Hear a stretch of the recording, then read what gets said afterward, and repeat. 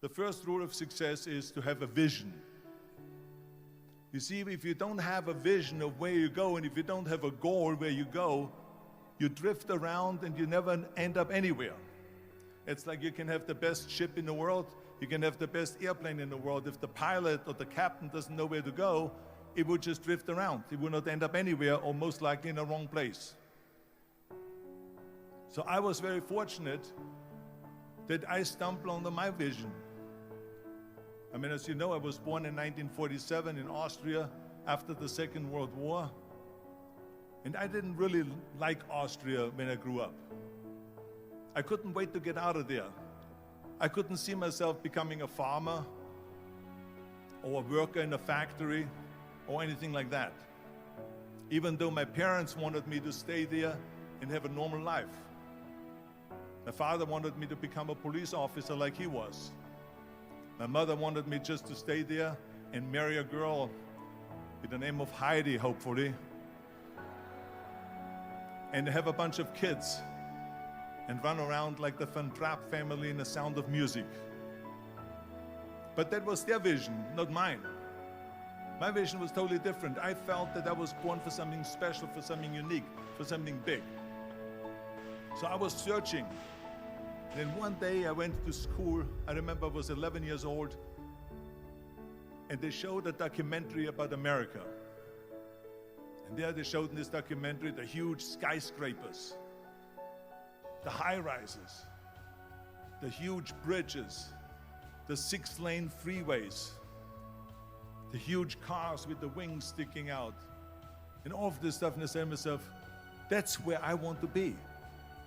I don't want to be around here with these little farmhouses and these little buildings and everything is old. I want to be in America.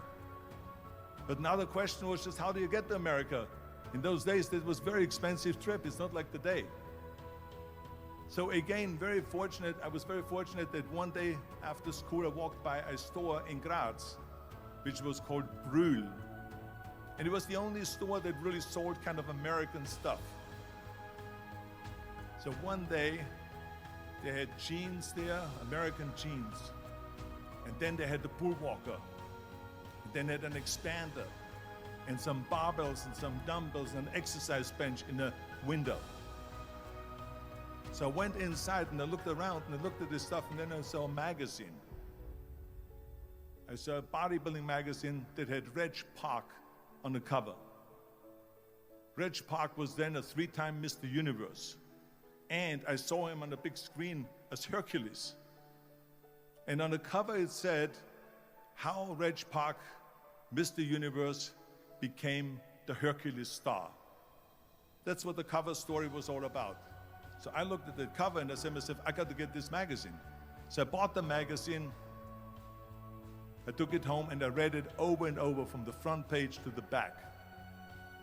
It had everything in there, how he trained, how he was working out in Leeds, England, in a factory town, how he worked out every day for 3-4 hours and became the strongest man of Europe, and how he won Mr. Europe and Mr. Great Britain, and then eventually Mr. Universe, and how he won the second Mr. Universe and the third Mr. Universe, and how he was discovered to play the starring role in Hercules. I read that and I said to myself, wow, this is the blueprint for my life.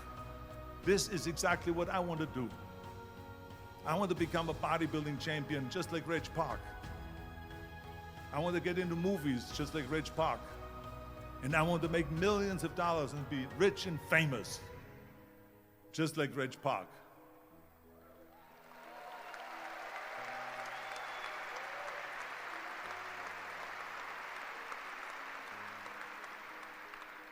Do you know how great it felt that I knew where I was going? Imagine the majority of people don't know where they're going. I knew where I was going, that I'm going to become this bodybuilding champion just like him. So it was just a question of how do you do it? I was so relieved, because when you have a goal, when you have a vision, everything becomes easy. Because remember that in America, for instance, when you study, you will see the percentage of people that like their jobs. 74% hate their job in America. Now, there's not much different when you come to Europe. The majority of people don't like what they're doing because they're really not doing it because they didn't have a goal and they followed this goal. They just aimlessly drift around, and then all of a sudden there's a job opening, so they get that job because you have to work. But then when you work, it's a chore. It's work. It's not fun. So if you think about, only a quarter of the people really enjoy what they're doing in life. That is unbelievable if you think about it. So I felt so blessed that I knew what I was doing. It's like a medical student that studies and knows he wants to become a doctor. You know where to go. So I knew where to go. So people always ask me, when they saw me in the gym in the pumping iron days, they say, why is it that you're working out so hard? 5 hours a day, 6 hours a day, and you have always a smile on your face.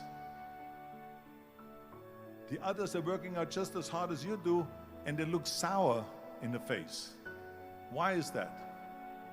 And I told people all the time, I said, because to me, I'm shooting for a goal. In front of me is the Mr. Universe title. So every rep that I do gets me closer to accomplishing that goal, to make this goal, this vision, turn into reality. Every single set that I do, every repetition, every weight that I lift will get me a step closer to turn this goal into reality. So I couldn't wait to do another 500-pound squat. I couldn't wait to do another 500-pound bench press. I couldn't wait to do another 2,000 reps of sit-ups. I couldn't wait for the next exercise, for the next half hour of posing and all the kind of things that you have to do to be a champion.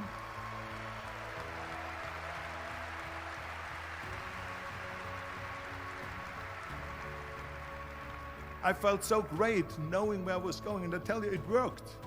I mean, think about it. And I was just not visualizing just my exercise, but I was really lifting the trophy over my head. That's what I was thinking about. And with the age of 20, I went to London and I won the Mr. Universe contest as the youngest Mr. Universe ever. And it was because I had a goal.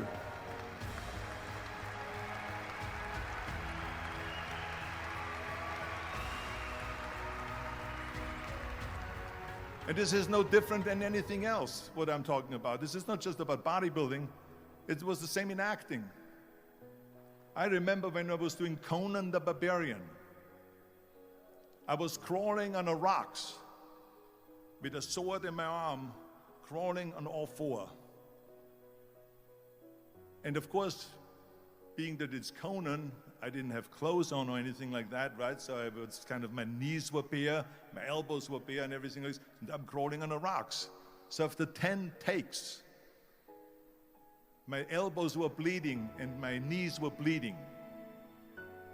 And the director came to me and he said, Arnold, I'm so sorry that you have to go through this, but we need one more take, a close-up of you crawling with the sword towards the camera.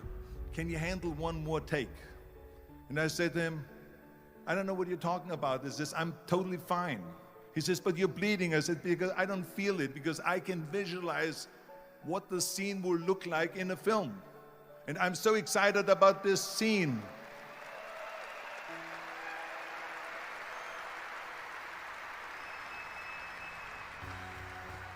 I was visualizing crawling up behind Thulsa Doom, which was played by James Earl Jones. Crawling up behind Thulsa Doom with the sword slowly, and then rising up behind him and whack, cutting his head off. And the head spins in the air, slowly with blood all over the place, and slowly falls down the steps and rolls down the steps. And his body slowly falls sideways. That was what I was visualizing, and that was very important because he, in the movie, killed my parents, killed Conan's parents. And that was revenge. And he always said that flesh is stronger than steel. And I wanted to prove to him that no, steel is stronger than flesh.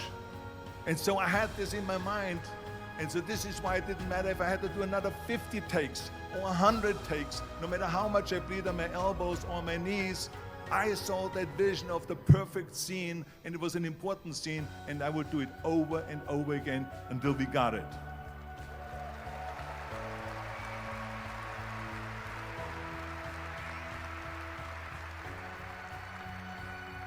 And the same thing is also in politics. I remember that in politics, I had a very clear vision that I will be the leader of California. This is as far as I could go because I was not born in America, so I could not run for president. So being the governor of the fifth largest state, I should say the largest state, the fifth largest economy in the world, was for me really the ultimate title, the ultimate accomplishment in politics.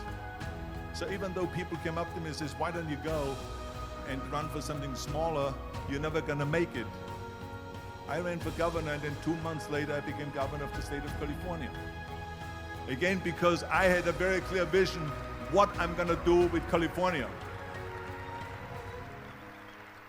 So let me tell you something, visualizing your goal and going after it makes it fun. You got to have a purpose no matter what you do in life. You got to have a purpose.